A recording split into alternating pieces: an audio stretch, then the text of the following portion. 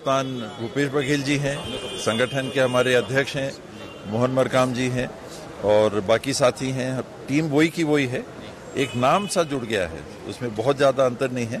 पर अगर वो नाम हाईकमांड ने दिया है तो उसके पीछे अगर ये मंशा हो कि मिल के सबको साथ आगे चलना है तो वो फील्ड तक उसका काम करना। कांग्रेस ने एक फरमान जारी करके टीएस सिंहदेव को एक अनौपचारिक पद दिया है। छत्तीसगढ़ के इतिहास में पहली बार उप मुख्यमंत्री का पद, वो भी 120 दिन के लिए, जिसमें से 2 महीने आचार संहिता में लग जाएंगे। 60 दिन के लिए उप मुख्यमंत्री बनाया, बाबा को झुनझुना पकड़ा दिया गया। अब बाबा बहुत प्रसन्न दिख रहे थे। 2.5 साल के वादा के बाद 60 दिन का उप मुख्यमंत्री पद, जो अधिकार जिनके पास कुछ नहीं हो, और ऐसे भी उनकी हालत क्या थी वो बार बार व्यक्त कर चुके थे। हम लोग तो साथ में थे ही, बीच में कुछ लोग इधर उधर करने लगे थे, लेकिन हमारा साथ लगातार बना रहा है। पिछले 10 साल से हम लोग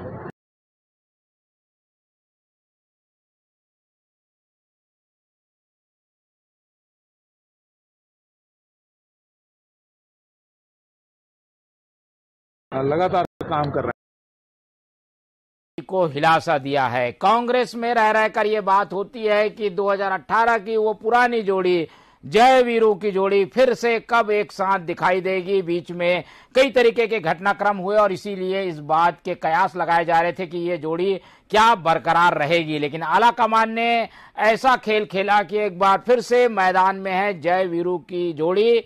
आलाकमान के निर्देश से अब टीएस सिंहदेव बन गए हैं उप मुख्यमंत्री। तो मुख्यमंत्री और उप मुख्यमंत्री की ये जो जोड़ी है वो क्या गुल खिलाएगी, किस तरीके से कांग्रेस को इसका फायदा मिलेगा और ये जोड़ी आगे क्या करने वाली है, इसी पर आज हम बात करेंगे और जानेंगे कि फिर से शुरू हुई जय वीरू की जोड़ी किस तरीके से मात देगी सामने वाली पार्टी को। तो ये विषय है। पहले मिल लेते हैं उन मेहमानों से जो इस चर्चा में हमारे साथ रहेंगे। हम बहुत स्वागत करेंगे। हमारे साथ जुड़ रहे हैं कांग्रेस का पक्ष रखने के लिए सेवा दल के राष्ट्रीय सचिव अशोक राज आहूजा जी, बहुत बहुत स्वागत है। भाजपा का पक्ष रखने के लिए हमारे साथ जुड़ रहे हैं भाजपा के प्रदेश की उपाध्यक्ष लक्ष्मी वर्मा जी, बहुत बहुत स्वागत है। और इसके अलावा हमारे साथ समीक्षात्मक रूप से इस पूरे घटनाक्रम को रखने के लिए जुड़ रहे हैं उचित शर्मा जी, जो कि बखूबी जानते हैं कि राजनीति में इस तरीके के फैसलों का क्या असर होगा। तो कांग्रेस और भाजपा के पास बाद में जाएंगे। पहले मैं उचित शर्मा जी से ही शुरुआत करता हूं क्योंकि प्रतिक्रियाएं तो काफी आ चुकी हैं, लेकिन उचित शर्मा जी बताएंगे कि इस फैसले की कितनी बड़ी जरूरत थी और इसका क्या इम्पैक्ट होगा आने वाले दिनों में पॉलिटिकल। देखिए मोहन जी, जिस तरीके से 4.5 साल में पहली बार केंद्रीय नेतृत्व तो कांग्रेस की तरफ, छत्तीसगढ़ इकाई की तरफ उन्होंने फोकस किया और छत्तीसगढ़ सेंट्रिक को लेकर उन्होंने जो मीटिंग की और तवज्जो दी, ये एक अलग बात है। इसका सीधा सीधा मतलब है कि चुनाव में अब तैयारियों में जुड़ जाए। अदरवाइज 4.5 साल से ये बातें चल रही थी, खासकर 2.5 साल में उतनी तवज्जो दी नहीं जा रही थी या जो भी कारण रहे होंगे। लेकिन फिर भी अगर आप पूछ रहे हैं तो मैं इसको कहूंगा कि ये राजनीतिक आपदा प्रबंधन मैनेजमेंट का कार्य हुआ है, विंडो ड्रेसिंग हुई है। सभी अपनी ही पार्टी में अलग अलग जितने भी धड़े हैं उनको साधने की कोशिश की गई है। बाबा को बहुत पहले ही तवज्जो दी जानी चाहिए थी, या जो उनके साथ वादा किया गया था वो वादा को नहीं निभाए गए, तो उस वादे को निभाने के लिए भले ही देर सही, लेकिन उन्होंने अपने वादे को निभाया है। 2.5 साल की बात थी, पूरा छत्तीसगढ़ जानता है ये चीज, सभी जानते हैं। गाहे बगाहे बाबा ने भी इसको बड़े मुखरता के साथ, बड़े सौम्यता के साथ इसको सबके सामने रखा है। जो लोग उनसे मुलाकात करते थे उनके सामने तो रखा ही, और आप और हम पढ़ते भी आ रहे हैं और जो रिपोर्टिंग भी हुई है। मुख्य बात यह है कि बाबा को साधने की कोशिश की जा रही है। उनको कई चीजें थी कि वो दूसरे दल में भी जा सकते थे। एक इसके पहले की जो बैठक हुई थी, शैल्या कुमारी ने जो बैठक ली थी, आपात बैठक ली थी सीएम हाउस में, उसमें सभी जितने मुख्य धड़े हैं, चाहे वो स्पीकर महोदय हो या वो बड़े लीडरान है, उनसे सबसे मुलाकात करके आपसी सामंजस्य बढ़ाने की बात की थी और अपने केंद्रीय नेतृत्व की बातें उनके कार्य में डाली थी कि अब इससे काम नहीं चलेगा, आपसी मनमुटाव तो पूरा का पूरा खत्म करना पड़ेगा। और ये उसी की पहल के रूप में मैं देखता हूँ। उसी दिन से आप देखिए कि कांग्रेस में थोड़ा संबल आया, थोड़ा मानसिक रूप से उनको पॉजिटिव लैंग्वेज बदली है। दोनों ने आपस में बड़े मेल मिलाप से बातें चल रही थी, दोनों कर भी रहे हैं और अब उम्मीद है कि कांग्रेस इससे थोड़ी सी मजबूत होगी।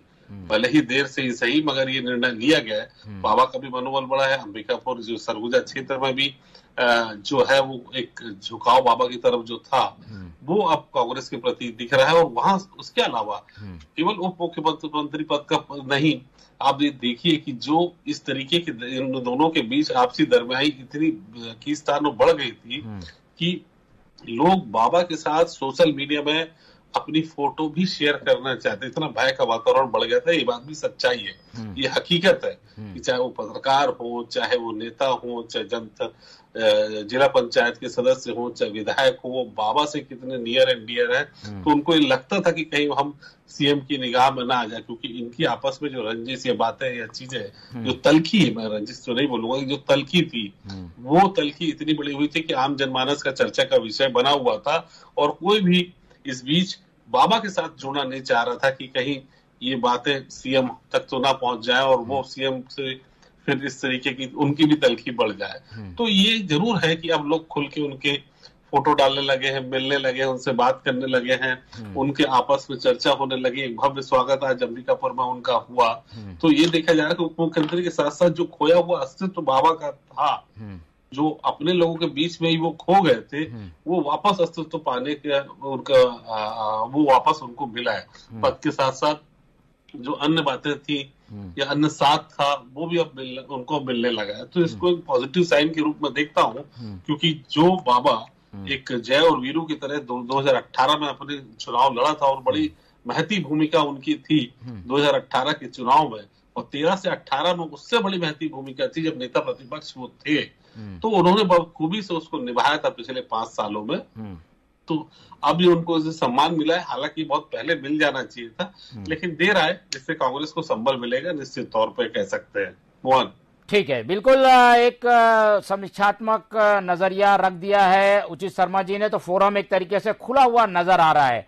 कांग्रेस के पक्ष पहले ले लेते हैं, हमारे साथ अशोक राज आहूजा जी। अशोक राज जी, कांग्रेस प्रयोग करती है हमेशा, पर वो प्रयोग आखिरी चरण में, आखिरी समय में, पंजाब में हमने देखा, कई जगह और ऐसे प्रयोग हम देख चुके हैं। ये ऐसा क्यों करती है कांग्रेस, और ये प्रयोग का कितना फायदा आप देख रहे हैं अपनी पार्टी में इसका? देखिए, विभिन्न राज्यों में विभिन्न स्थितियां पैदा होती है, और क्योंकि हम छत्तीसगढ़ की बात कर रहे हैं तो यहाँ भी जो 15 साल का जो भारतीय जनता पार्टी का शासन था, तो उस शासन में जनता का भरोसा पूरी तरह से उठ गया था। और ये बात सही है कि जय वीरू की जोड़ी ने जो घोषणा पत्र बनाया, जो भूपेश बघेल ने संगठन तैयार किया, जो पोलिंग बूथ तक के हमारे साथी गए, विधानसभा स्तर तक के हमारे साथी गए, और उसका फायदा हमें इस चुनाव में मिला और हम 68 सीटें जीत के आए थे। लेकिन राजनीति में मतभेद होना स्वाभाविक है, मनभेद नहीं होना चाहिए। और आज जिस ढंग से ये जय और वीरू की जोड़ी जिस ढंग से आत्मीयता से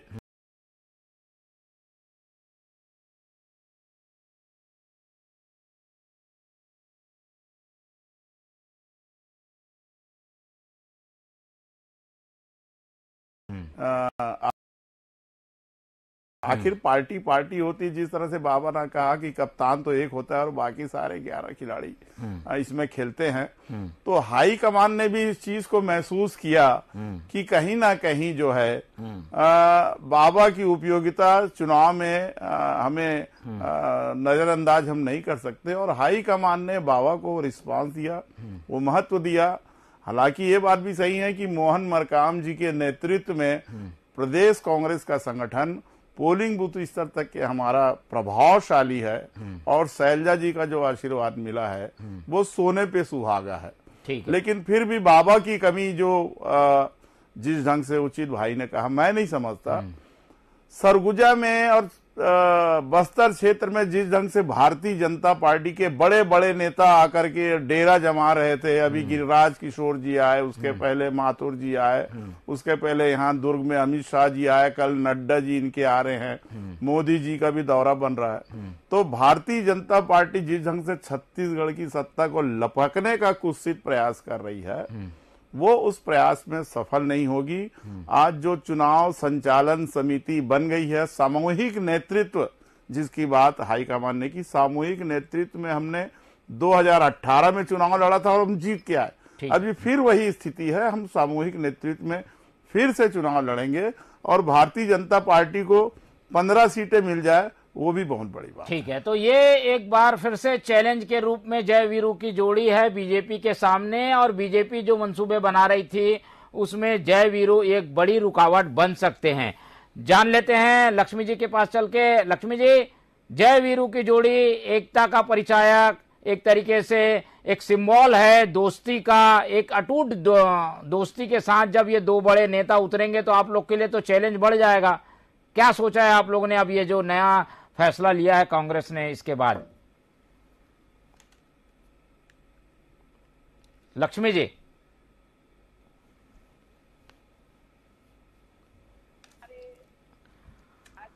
लक्ष्मी जी आवाज मिल पा रही है? कम आ रही है जी।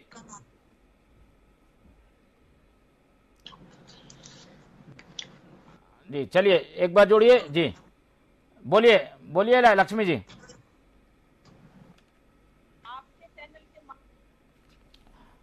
अभी हमने थोड़ी देर पहले बात की है लक्ष्मी जी से। लक्ष्मी जी आवाज आई है आपको? आवाज आ रही है, आवाज आ रही है, आवाज आ रही, लेकिन मेरी आप ऑडियो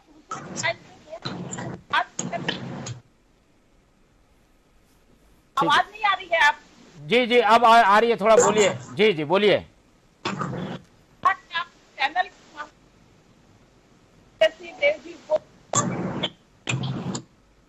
तो आज के लिए देश में हैं सरकार से लगा।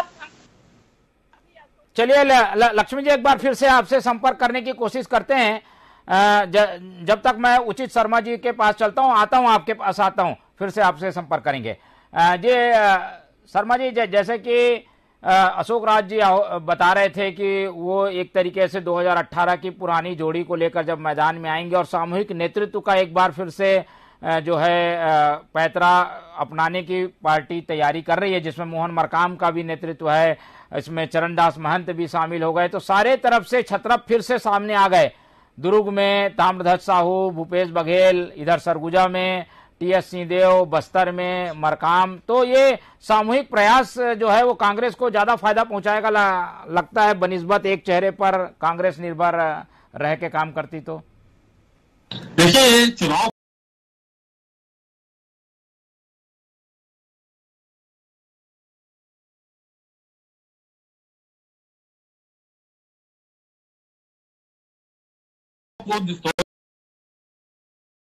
निकल के आ रही थी और ये सभी जानते हैं कि एक सामूहिक नेतृत्व में 2018 के चुनाव लड़े थे।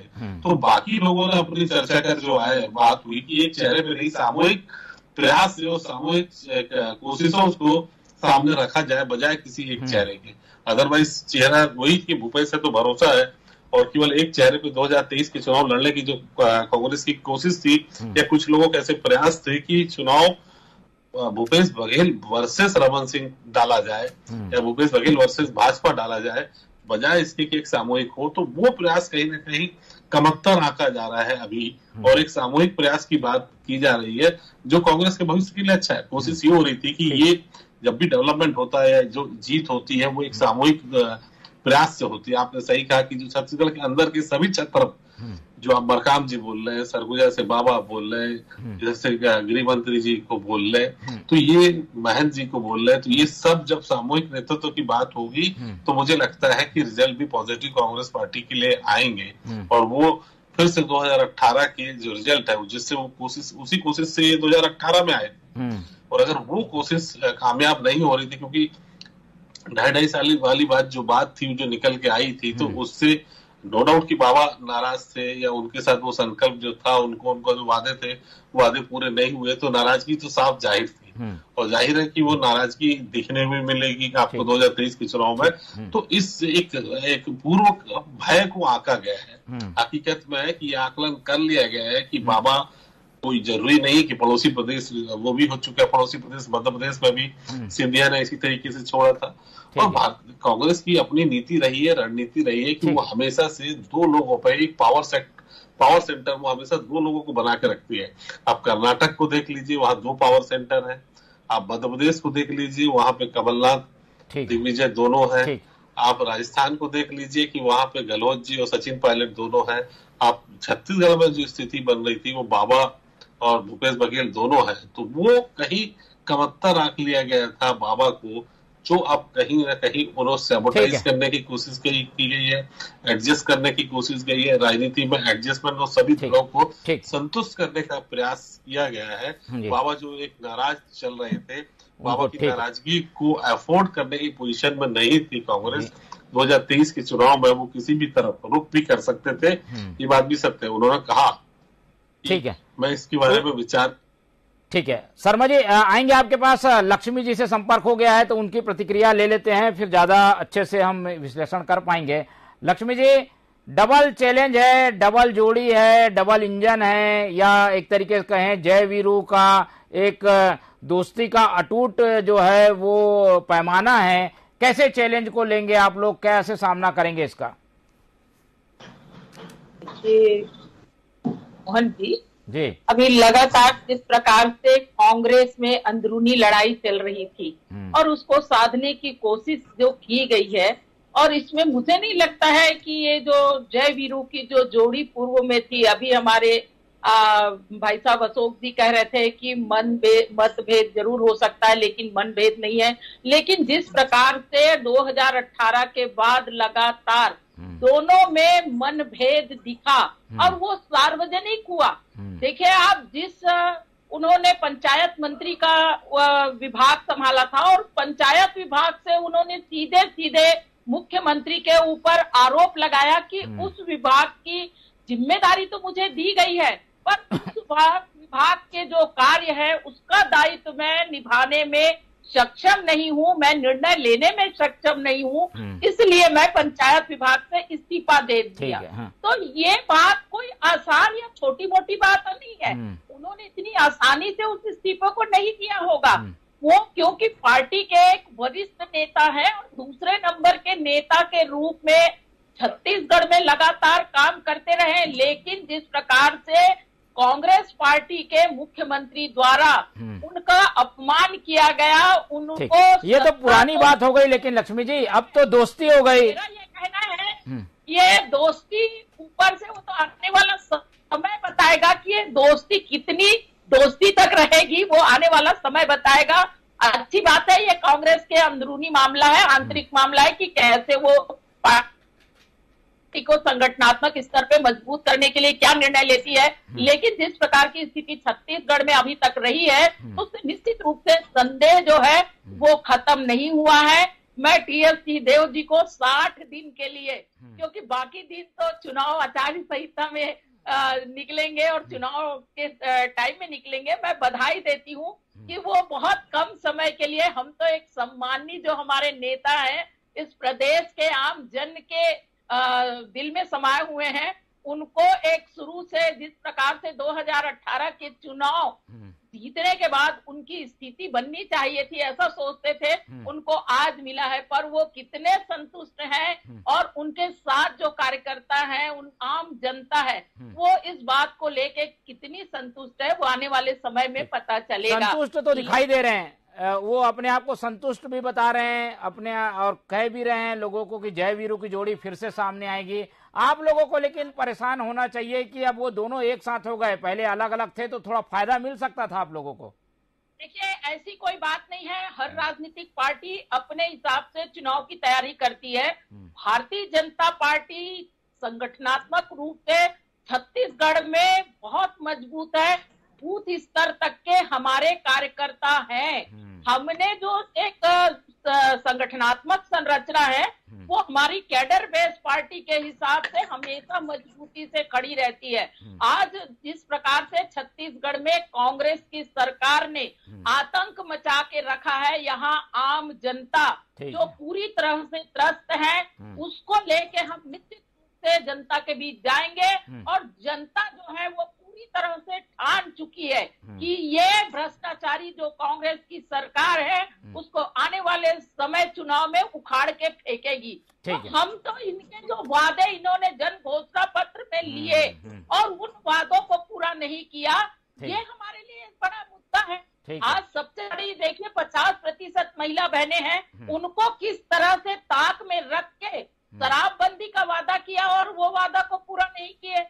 दूसरी तरफ महिलाओं को इन्होंने रोजगार से दखल किया, ये बेरोजगारों को दखल किया। पीएससी का किस प्रकार घोटाला है उसको भी देख रही है आम जनता, शराब घोटाला देख रही है, कोल घोटाला देख रही है, तो अनेक घोटाले, रेत घोटाले देख रही है। इस प्रदेश को आज छत्तीसगढ़ को घोटाले की प्रदेश के नाम से आज पूरे भारत में जाना जा रहा है। ऐसा जो प्रदेश शांत प्रदेश था, आऊंगा मैं। ठीक है, मुद्दों पे अलग से आएंगे। आपने जो कहा उसका जवाब ले लेते हैं। अशोक राज आहूजा जी मुस्कुराकर आपकी बातें सुन रहे थे। अशोक जी, दोस्ती अपनी जगह है और दोस्ती के आधार पर वोट नहीं मिलता, ये कहना है बीजेपी का। मुद्दों के आधार पर वोट मिलेगा। अगर दोस्ती हो भी गई है, दो नेता एक ही पार्टी के दोस्त बन गए, क्या गलत है? इससे क्या फायदा होगा? लक्ष्मी तो मेरी छोटी बहन है, पर एक बात कहूंगा, दिल को बहलाने के लिए गालिब ख्याल अच्छा है और मुंगेरी लाल के हसीन सपने देखना कोई गलत बात भी नहीं है। दो बातें मैं आपसे कहना चाहता हूं। एक, आपने मुद्दे की बात की। देखिए, कांग्रेस को ये बात बहुत अच्छे से पता है कि भारतीय जनता पार्टी का राष्ट्रीय नेतृत्व इस बार छत्तीसगढ़ में अपना पूरा जोर लगाएगा। ठीक है। और इसलिए कांग्रेस भी छत्तीसगढ़ को हाथ से जाने के लिए कोई मौका नहीं देना चाहती है। बाबा की दोबारा एंट्री और जय बेरू की जोड़ी उसी का एक कदम है। अव्वल तो भूपेश बघेल जी ने जो काम किए हैं यहाँ पर, किसानों का कर्जा माफ और गोधन न्याय योजना और किसान न्याय योजना और गोबर की खरीदी, आत्मानंद स्कूल और तमाम चीजें जो भूपेश बघेल ने की है, निश्चित रूप से छत्तीसगढ़ की जनता में बेरोजगारी भत्ता और भी बहुत सारी चीजें हैं, लगभग 51 वादे उन्होंने पूरे किए हैं। तो इससे छत्तीसगढ़ की जनता में भारतीय जनता पार्टी के घुसने की कोई जगह नहीं बची है। फिर भी हमको इस बात का ज्ञान है अच्छी तरह से कि भारतीय जनता पार्टी का अंत में चुनावी चेहरा होगा नरेंद्र मोदी जी प्रधानमंत्री, क्योंकि उनके पास कोई दूसरा चेहरा यहाँ छत्तीसगढ़ में नहीं है। ठीक है। जो गलती, मुझे पूरी बात कह लेने दीजिए, जो गलती रमन सिंह जी के आखिरी कार्यकाल में हुई थी, उस समय भी उनके बीच में मनभेद की स्थिति थी। बृजमोहन अग्रवाल और रमन सिंह और तमाम लोग, अमर अग्रवाल, इनके बीच में जो स्थिति थी, उसको भारतीय जनता पार्टी हाईकमान ने दूर करने की कोशिश नहीं की और केवल रमन सिंह के ऊपर विश्वास किया। कार्यकर्ता नाराज थे, उसका खामियाजा भारतीय जनता पार्टी को भुगतना पड़ा और वो जनता का भरोसा खो चुकी। ठीक है। लेकिन हम भरोसे की सरकार भी चला रहे हैं और सामने वाली पार्टी को मौका भी नहीं देना चाहते। लेकिन समय कम दे रहे हैं ना बाबा साहब को, समय कम मिलेगा, इतना कम समय में क्या कर पाएंगे या दोस्ती करेगी क्या? देखिए, जहां भारतीय जनता पार्टी बस्तर से घुसने का प्रयास कर रही है और सरगुजा को तोड़ने की कोशिश कर रही है, बाबा के आने से आज सरगुजा जो क्षेत्र है वहां अब सेंध लगाना भारतीय जनता पार्टी के लिए अब टेढ़ी खीर हो जाएगा। रही बात बस्तर की बात, तो हमारे पास में मोहन जैसा, मरकाम जैसा सशक्त नेतृत्व है। अब नंद कुमार साय भी आदिवासी नेता हमारे बीच में आ चुके हैं। मुख्यमंत्री भूपेश बघेल जी का किए गए कार्य हैं और बाबा और भूपेश बघेल की भी जो जोड़ी, और तमाम शैलजा जी को जो 15 साल केंद्रीय मंत्री रही और हरियाणा कांग्रेस की भी अध्यक्ष रही, तो कुल मिलाकर के एक मजबूत नेतृत्व आज हमारे पास है, जिसको भेदना अब भारतीय जनता पार्टी के लिए आसान नहीं होगा। और हमने पूरी तैयारी, चक्रव्यूह हमने रच लिया है। मोदी जी और मोदी जी की टीम कितना भी यहाँ प्रयास कर ले, छत्तीसगढ़ का चक्रव्यूह अब नहीं भेद पाएगा। इस चक्रव्यूह का जवाब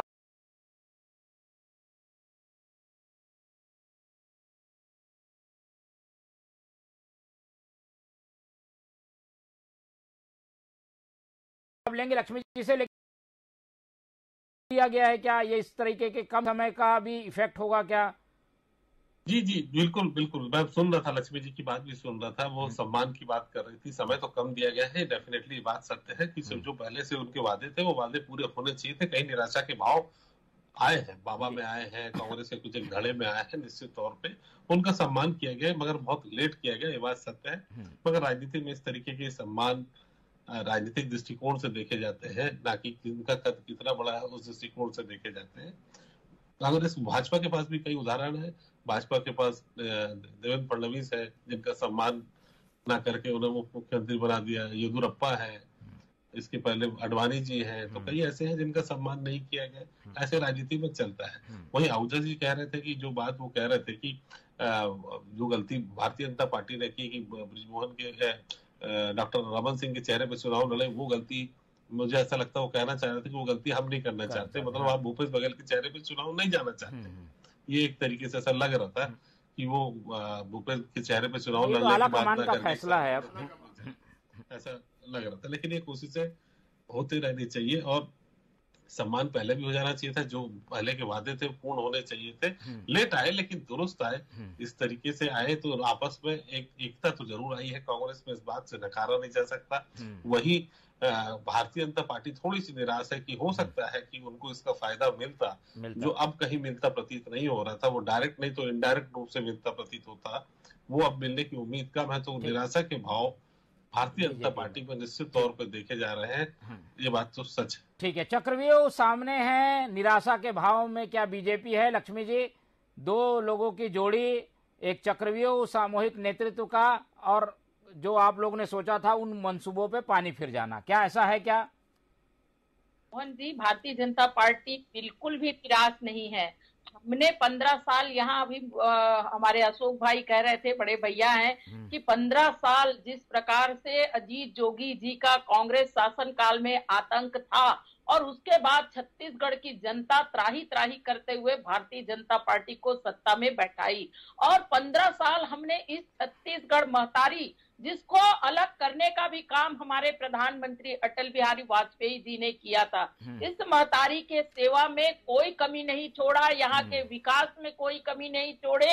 रही बात, इन्होंने अभी अशोक जी ने कहा कि उनके मुख्यमंत्री जो है 51 वादे पूरे कर चुके हैं, जब 36 वादे जन घोषणा पत्र में थे उनमें से आपने कम से कम 5 वादे पूरे किए हैं और उसके बाद 30 वादे पड़े तो आपके हुए नहीं है पूरे। तो किस प्रकार से 51 वादों को आपने पूरा किया? ऐसा है क्या? तो ये टोटल हो मिला के छत्तीसगढ़ की जनता जो आज इनके शासन कुशासन से त्रस्त है और ये कितना भी बरगला ले, कितने भी आत्मीयता दिखा ले, लेकिन ये छत्तीसगढ़ की जनता जान चुकी है कि आने वाले समय में भारतीय जनता पार्टी जो है उनको ही वो सत्ता पे बैठाएगी। चारों खाने चित हो जाएगी चेहरे में, भाजपा चारों खाने चित हो जाएगी बहन जी। भारतीय जनता पार्टी जो हमेशा चारों खाने भारतीय जनता पार्टी चित हो जाएगी। भारतीय जनता पार्टी निराशात्मक भाव में घिर चुकी है। भारतीय जनता का पास कोई मुद्दा और नेतृत्व नहीं है। भारतीय जनता पार्टी फिर से वही धर्मांतरण की बात लेके शुरू हो गई है। तो कांग्रेस का भारतीय जनता पार्टी के प्रत्येक कार्यकर्ता में निराशा देखी जाती है और जो आपके 14 विधायक है बहन जी, वो भी निराश है कि उनको टिकट इस बार मिलेगा कि नहीं मिलेगा। सबके चेहरे में निराशात्मक भाव है। मोदी जी कब क्या कर जाए कोई समझ नहीं पा रहा है। इसलिए भारतीय जनता पार्टी उत्साह से अब लबरेज नहीं है। निराशा के भाव भारतीय जनता पार्टी भरे हुए हैं और कांग्रेस में उत्साह का लगातार संचार हमारे बीच में हो रहा है। तो दोनों तुलनात्मक रूप से अभी 30 और 70 की स्थिति में है। भारतीय जनता पार्टी 30% है तो कांग्रेस 70%। ठीक है, ये तो अपना अपना आकलन है, लेकिन एक नया दांव कांग्रेस ने चल दिया है। इस दांव की काट खोजने के लिए बीजेपी को थोड़ा सा मशक्कत करना पड़ेगा, लेकिन बीजेपी का अपना आकलन है, अपना सिस्टम है, वो उस ढंग से काम कर रही है। लेकिन कांग्रेस ने एक बड़े सेटबैक को ठीक करने की जरूर इस फैसले से कोशिश की है। तो इस चर्चा में आज हमने यही जाना। इस चर्चा में और आगे बढ़ते, लेकिन समय की कमी है, इसलिए चर्चा को यहीं खत्म करेंगे। हमारे साथ उचित शर्मा जी जुड़े, उनका बहुत बहुत धन्यवाद। हमारे साथ अशोक राज आहूजा जी जुड़े, उनका धन्यवाद। और लक्ष्मी वर्मा जी हमारे साथ थी, उनका भी बहुत बहुत धन्यवाद। तो तीनों मेहमानों का धन्यवाद कर इस चर्चा को आज हम यहीं खत्म करते हैं, लेकिन ये बात तय है कि अब जय वीरू की जोड़ी खुलकर सामने है। मैदान में दो लोग हैं, अब बीजेपी को तय करना है कि वो इन दो लोगों का मुकाबला कैसे करती है और इन दो लोगों की जोड़ी क्या गुल खिलाती है, इस पर हमारी नजर बनी रहेगी। फिलहाल आप लोग देखते रहिए टीवी 24। मुझे दीजिए इजाजत, नमस्कार।